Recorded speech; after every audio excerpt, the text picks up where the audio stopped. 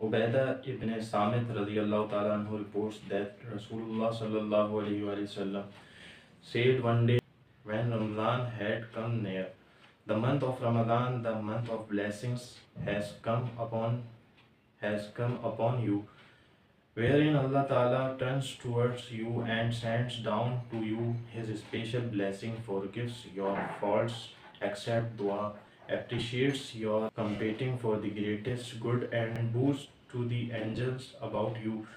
So show to Allah your righteousness, for truly the most pitiable and unfortunate one is he who is deprived of Allah Ta'ala's mercy in this month.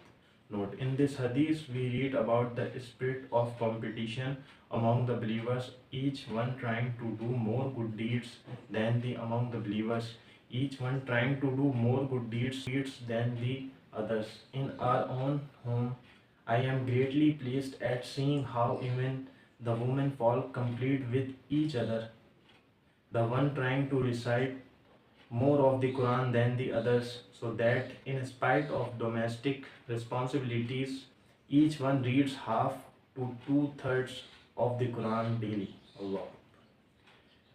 I mention this only out of a sense of gratitude to Allah,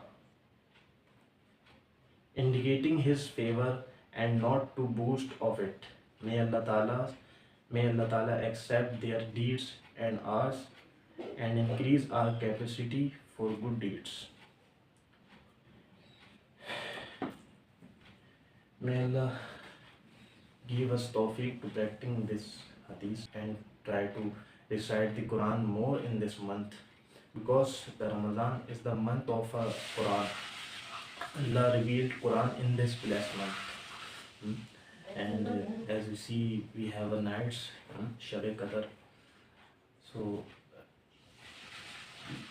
we should try to do more good deeds and more place salah, salatul tasbih and so on in this blessed month, and try to give the more dawah to others, more dawah, and spread the message of Islam, the message of Quran, what Allah said in the Quran.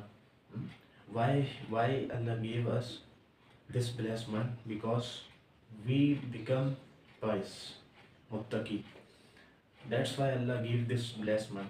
So tell other Muslims this is the purpose of Ramadan, so that we become pious person.